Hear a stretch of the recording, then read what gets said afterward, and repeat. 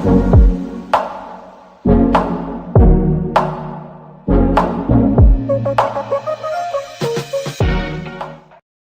morning guys. So, ang menu natin today is nilagang lamb. No? So, this is lamb, yung buto-buto ng lamb. So, I prepared tomato, onions, and garlic. So, igisa natin yan. Haluan natin ng panggulay niya is repolyo or cabbage and potato. Yan.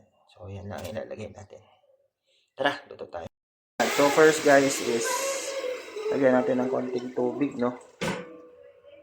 And then ilagay muna natin itong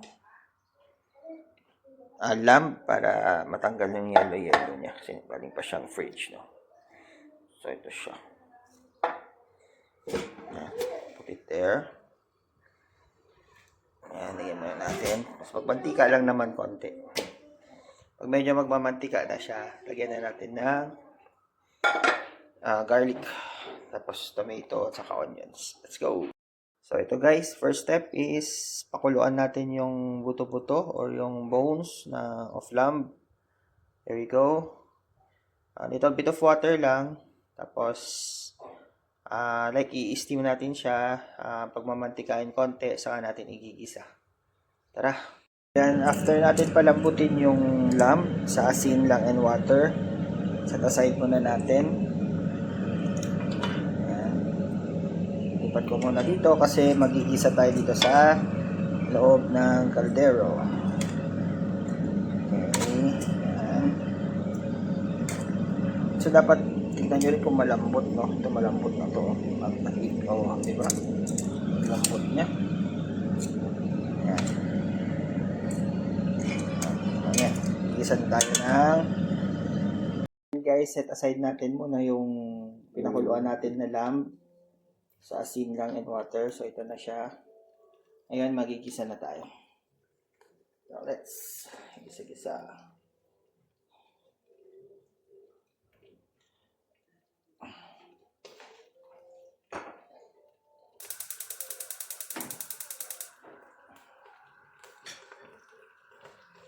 Ayan, magigisa na tayo. Tara. So, dagdagan natin ngayon ng konting mantika. Hindi lang, para lang sa pangkatay natin. No? And since mainit na siya, lagyan na natin yung bawang. Maraming bawang. Tapos sibuyas. Halo natin lang, konti-konti.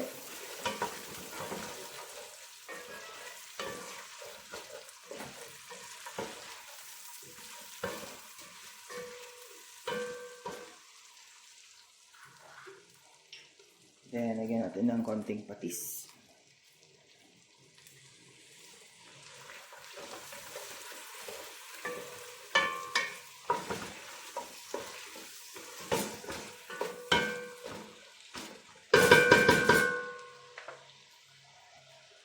So, ayan, wait natin mag-caramelize natin yan. Tapos, lagyan natin later yung kamatis or tomato.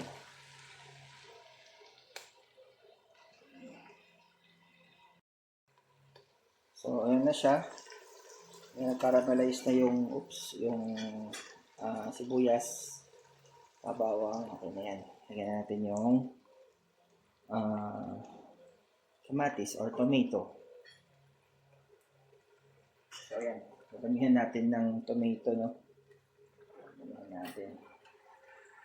So, yan yung magpapasarap sa nilagang lamb or tawag na? Lamb soup? Ano? Basta nilagang lamb siya.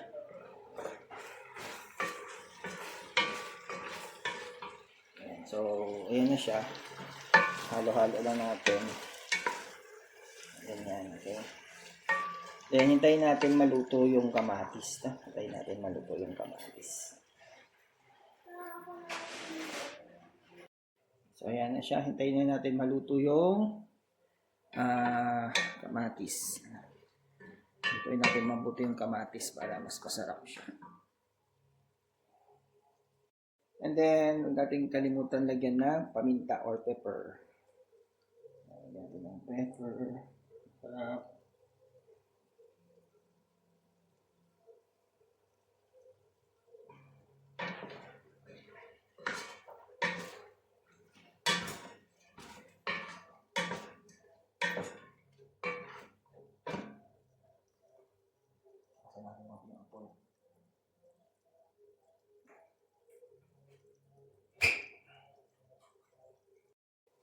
So yan, pagkatapos na ganito na siya, caramelized na, ibalik ulit natin yung, ayan guys, so after na mag-caramelize na yung parang, yung kamatis or yung tomato, ibalik na ulit natin yung pinakuluan natin na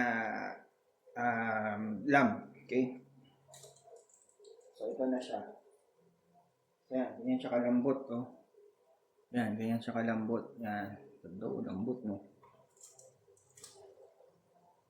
Balik na natin. So yan, lambot na ng lamb.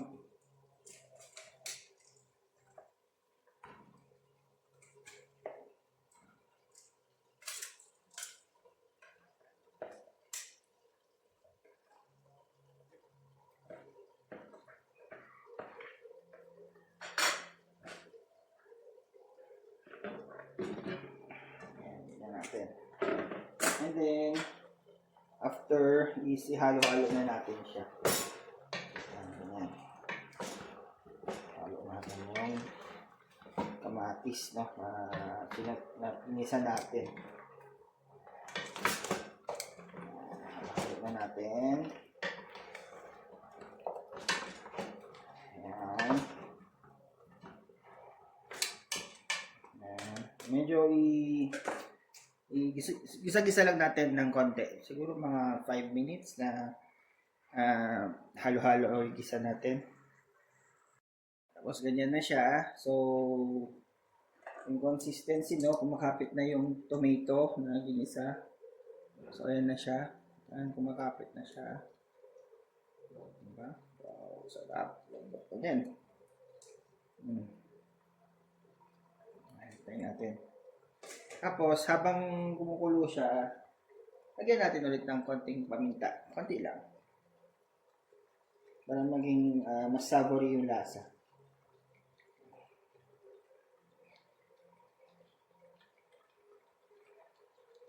Tapos, lagyan lang natin ng konting patis. Yan, patis. Konti lang. Para maluto.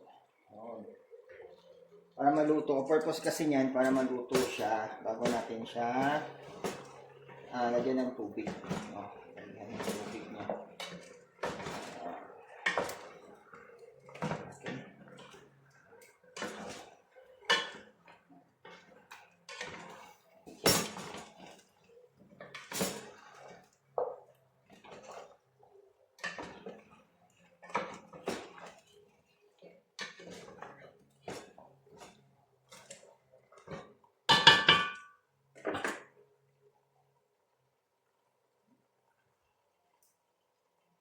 So yan, lagyan na natin siya ng water, hot water, no? So, ginawa ko, nagpakulo na ako ng water dito sa kettle, tapos lalagyan na natin siya. Siguro half filled yung kaldero. Kasi papakuluan pa natin siya para yung lasa ng pinagkisahan ng kamatis is mas mag-absorb doon sa lamb or sa meat niya. Tapan na natin. So ayan, mainit na yung ating kaldero or yung kawali.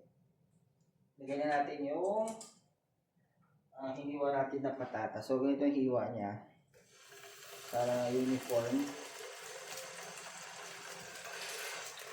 Ayan.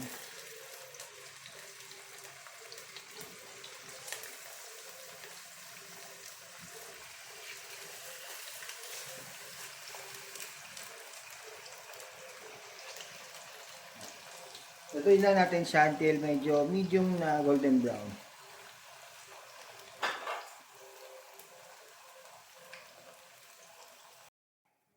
So, yan. Yung first batch ng potato, no? So, hindi siya gaano luto. Ganito lang siya. Parang medium rare. Kaya halo pa natin yung dito sa may sabaw.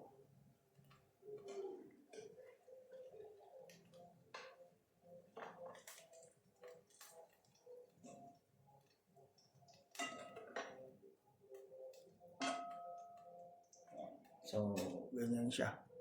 Ayan, diba? Pagka-prito, no? Lagyan ulit natin yung second batch.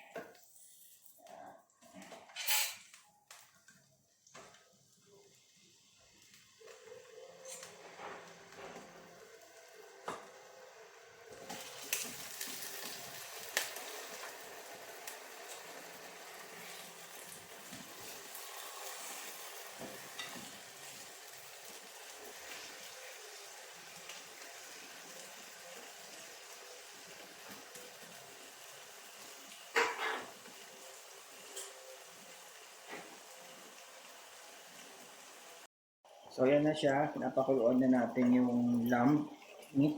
Okay. So, yan. Oh, nice. Diba? Lambot to.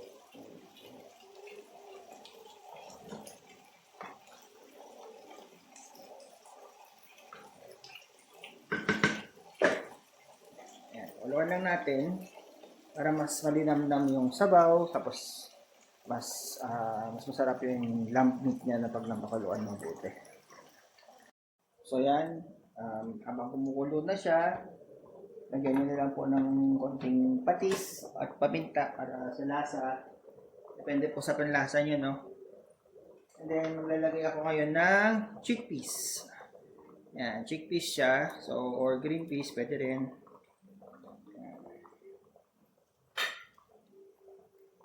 Pala natin ulit. Try natin kumulo for few minutes. Say, mga 5 to 10 minutes will do. So, yan guys. Binigyan na natin yung repolyo, no? Pakuluan na lang natin to or let it boil for a few minutes. Yan. So, okay na yan. Kaya na tayo later.